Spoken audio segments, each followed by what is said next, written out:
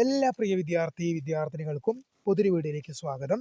കണ്ണൂർ യൂണിവേഴ്സിറ്റിയുടെ കീഴിൽ ഒരു ഡിഗ്രി പ്രവേശനം ആഗ്രഹിക്കുന്ന വിദ്യാർത്ഥിനികൾക്ക് വേണ്ടിയുള്ള ഡിഗ്രി പ്രവേശനവുമായി ബന്ധപ്പെട്ട തേർഡ് അലോട്ട്മെന്റ് പബ്ലിഷ് ചെയ്തിരിക്കുകയാണ്. അപ്പോൾ തേർഡ് അലോട്ട്മെന്റിൽ അഡ്മിഷൻ ജൂലൈ 10-11 തീയതികളിൽ നടക്കും.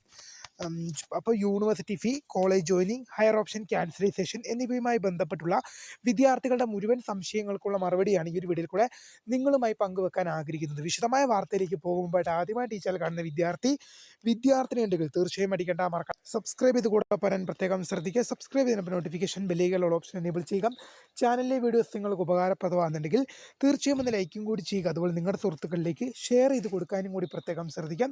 അതുപോലെ തന്നെ നമ്മുടെ ചാനലിൻ്റെ വാട്സപ്പ് ചാനലിൽ ജോയിൻ ചെയ്യാനുള്ള ലിങ്ക് നിങ്ങൾക്ക് വീഡിയോയ്ക്ക് താഴെ ഡിസ്ക്രിപ്ഷൻ ബോക്സിൽ നൽകുന്നതായിരിക്കും.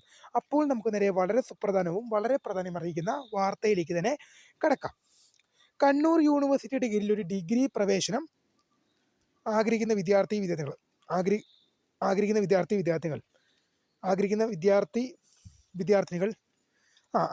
വിദ്യാർത്ഥിനികൾ ശ്രദ്ധിക്കേണ്ടതായ കുറച്ച് കാര്യങ്ങളാണ്. തേർഡ് അലോട്ട്മെന്റ് പുറത്തുവിട്ടു. അപ്പോൾ അതിനുശേഷമുള്ള അഡ്മിഷൻ ജൂലൈ 10-11 തീയതികൾ, ജൂലൈ മാസം 10-11 തീയതികളിൽ അതാത് കോളേജുകളിൽ വെച്ച് നടക്കും. ജൂലൈ മാസം 8-9 തീയതികളിലായിരുന്നു അഡ്മിഷൻ നടക്കേണ്ടത്. ജൂലൈ മാസം 8 ബസ് സമരമായതിനാലും അതുപോലെ തന്നെ ജൂലൈ മാസം 9 ദേശീയ പണിമുടക്കായതിനാലുമാണ് ജൂലൈ 10-11 എന്ന തീയതികളിലേക്ക് അഡ്മിഷൻ ഡേറ്റ് മാറ്റിയിരിക്കുന്നത്. അപ്പോൾ വിദ്യാർത്ഥികൾ എന്ത് ചെയ്യേണ്ട? ജൂലൈ മാസം 8ഉം ജൂലൈ മാസം 9 പ്രവേശനത്തിന് ഹാജരാവേണ്ടതില്ല. ജൂലൈ മാസം 10-11 തീയതികളിൽ മാത്രമേ അഡ്മിഷനായിട്ട് അതാത് കോളേജ് ഡിപ്പാർട്ട്മെൻറ്റുകളിൽ നിങ്ങൾ പ്രവേശനത്തിനായിട്ട് ഹാജരാവേണ്ടത്.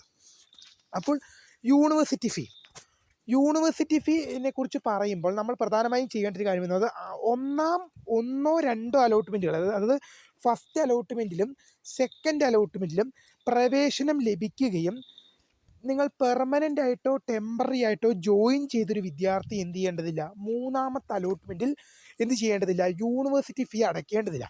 നിങ്ങൾ ഫസ്റ്റ് അലോട്ട്മെൻറ്റിലോ സെക്കൻഡ് അലോട്ട്മെൻറ്റിലോ പ്രവേശനം ലഭിക്കുകയും നിങ്ങൾ യൂണിവേഴ്സിറ്റി ഫീ അടച്ച ഒരു വിദ്യാർത്ഥി അല്ലെങ്കിൽ വിദ്യാർത്ഥിനിയാണെങ്കിൽ നിങ്ങൾ വീണ്ടും യൂണിവേഴ്സിറ്റി ഫീ അടയ്ക്കേണ്ടതില്ല.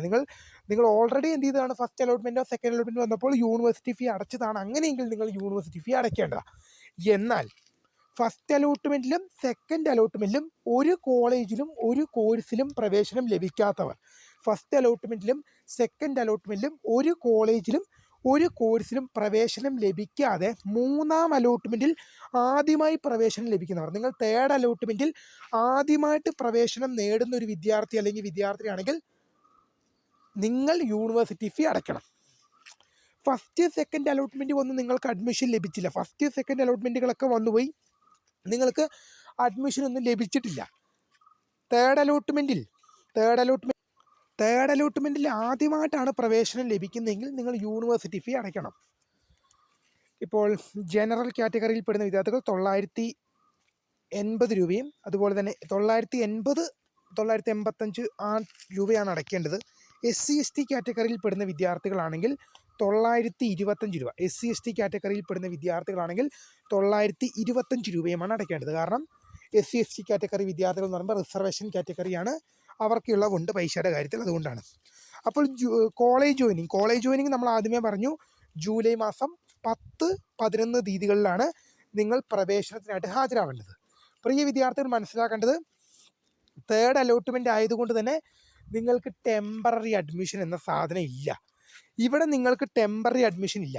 നിങ്ങൾ ഫസ്റ്റ് അലോട്ട്മെൻറ്റിലോ സെക്കൻഡ് അലോട്ട്മെൻറ്റിലോ പ്രവേശനം ലഭിച്ച് ടെമ്പററി അഡ്മിഷൻ എടുത്തിരിക്കുന്ന വിദ്യാർത്ഥികൾക്ക് ഇത്തവണ ചിലപ്പോൾ വേറെ കോളേജ് കിട്ടിയിട്ടുണ്ടാകാം, ചിലപ്പോൾ ഫസ്റ്റിലും സെക്കൻഡിലും കിട്ടിയ അതേ കോളേജ് തന്നെയായിരിക്കാം കിട്ടിയത്. അതുപോലെ തന്നെ ഫസ്റ്റിലും സെക്കൻഡിലും അലോട്ട്മെൻറ്റ് കിട്ടാതെ മൂന്നാം അലോട്ട്മെൻറ്റിൽ ആദ്യമായിട്ട് പ്രവേശനം കിട്ടിയ കുട്ടികളും ഉണ്ടാകാം. എന്താണെങ്കിലും എങ്ങനെയാണെങ്കിലും പെർമനൻ്റ് അഡ്മിഷൻ എടുക്കണം. നിങ്ങൾക്ക് സ്ഥിര നിയമനം വേണം. നിങ്ങൾ തേർഡ് അലോട്ട്മെൻറ്റോട് കൂടി നിങ്ങൾക്ക് ലഭിച്ച ഓപ്ഷനിൽ നിങ്ങൾ തൃപ്തരാണെങ്കിലും തൃപ്തരല്ലെങ്കിലും നിങ്ങൾ എന്ത് ചെയ്യണം? ഫീസ് അടച്ച് സ്ഥിരപ്രവേശനം നേടണം. ജൂലൈ മാസം 10-11 തീയതികൾക്കുള്ളിൽ നിങ്ങൾ ഫീസ് അടച്ച് കോളേജിൽ എന്ത് ചെയ്യണം? പ്രവേശനം നേടണമെന്നുള്ളത് ശ്രദ്ധിക്കേണ്ട വിഷയം തന്നെയാണ്. നിങ്ങൾക്ക് ടെമ്പററി അഡ്മിഷൻ ഇല്ല, പെർമനൻ്റ് അഡ്മിഷൻ തന്നെ നിങ്ങൾ കോളേജിൽ എടുക്കേണ്ടതാണ്. അപ്പോൾ പല വിദ്യാർത്ഥികൾക്കും ഉണ്ടാകുന്നൊരു സംശയമാണ്, സാർ എനിക്ക് കിട്ടിയത് ഇഷ്ടമില്ലാത്ത കോളേജാണ്, തേർഡ് അലോട്ട്മെൻറ്റിൽ ഞാൻ സീറ്റ് പോകാതിരിക്കാൻ വേണ്ടി, കിട്ടിയ സീറ്റ് നഷ്ടമാകാതിരിക്കാൻ വേണ്ടിയും അലോട്ട്മെൻറ്റിൽ നിന്നും ഔട്ടാകാതിരിക്കാൻ വേണ്ടിയും ഞാൻ പെർമനൻ്റ് എടുത്തു. ഞാൻ പെർമനൻ്റ് അഡ്മിഷൻ എടുത്തു, പക്ഷേ എൻ്റെ മനസ്സിന് ഒരു തൃപ്തിയുമില്ല.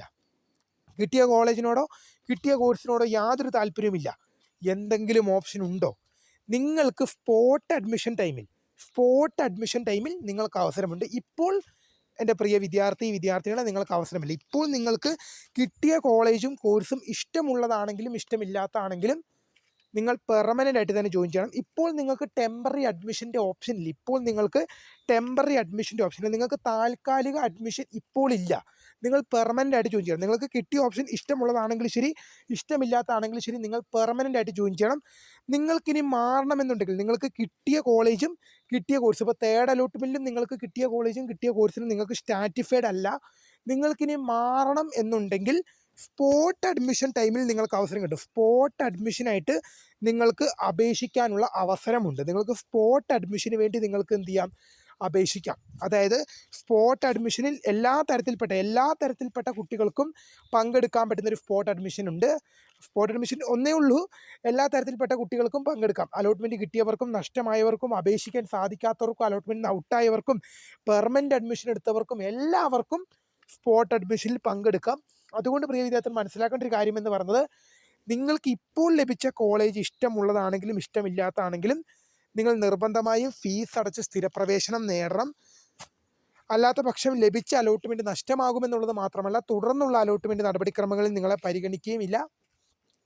ഇനിയിപ്പോൾ SC/ST വിദ്യാർത്ഥികൾക്കുള്ള സ്പെഷ്യൽ അലോട്ട്മെൻറ്റ്, ഇനി അടുത്ത അലോട്ട്മെൻറ്റാണ് SC/ST വിദ്യാർത്ഥികൾക്കുള്ള സ്പെഷ്യൽ അലോട്ട്മെൻറ്റ്. അത് 4th അലോട്ട്മെൻ്റ് ആണ്.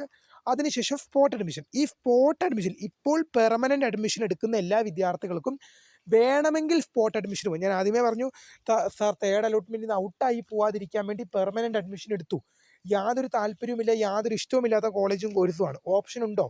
ഉണ്ട്. നിങ്ങൾക്ക് സ്പോട്ട് അഡ്മിഷനിൽ പുതിയ കോളേജും പുതിയ കോഴ്സും കൊടുക്കാം. സ്പോട്ട് അഡ്മിഷൻ വരുമ്പോൾ യൂണിവേഴ്സിറ്റി വേക്കൻസി ലിസ്റ്റ് ഇടും. സ്പോട്ട് അഡ്മിഷനിൽ വേക്കൻസി ലിസ്റ്റും മറ്റു കാര്യങ്ങളും പബ്ലിഷ് ചെയ്യുമ്പോൾ നിങ്ങൾക്ക് കൃത്യമായി സ്പോട്ട് അഡ്മിഷന് കൊടുക്കാൻ സാധിക്കും.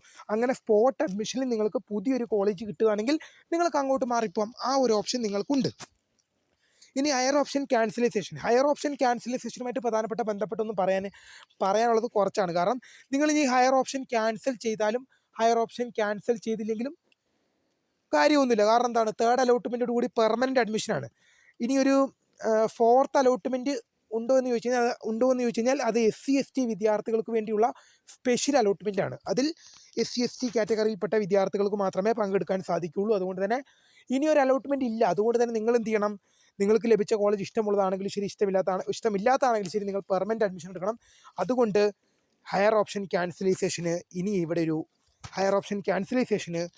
ഇവിടെ ഒരു പ്രസക്തിയില്ല. കാരണം ഹയർ ഓപ്ഷൻ ഉണ്ടെങ്കിലും ശരി, ഇല്ലെങ്കിലും ശരി, ഇപ്പോൾ അതുകൊണ്ട് കാര്യമൊന്നുമില്ല. കാരണം പെർമനൻ്റ് അഡ്മിഷൻ എടുക്കണം. ഇനി സ്പോട്ട് അഡ്മിഷൻ്റെ ടൈമിൽ മാത്രമേ നിങ്ങൾക്ക് അവസരമുള്ളൂ. അന്നേരം നിങ്ങൾക്ക് സ്പോട്ട് അഡ്മിഷൻ ടൈമിൽ പുതിയ കോളേജും പുതിയ കോഴ്സും ആഡ് ചെയ്യാൻ അവസരം കിട്ടും. അപ്പോൾ പുതിയ കാണുന്ന founder scribe for the career. Thanks for watching. By.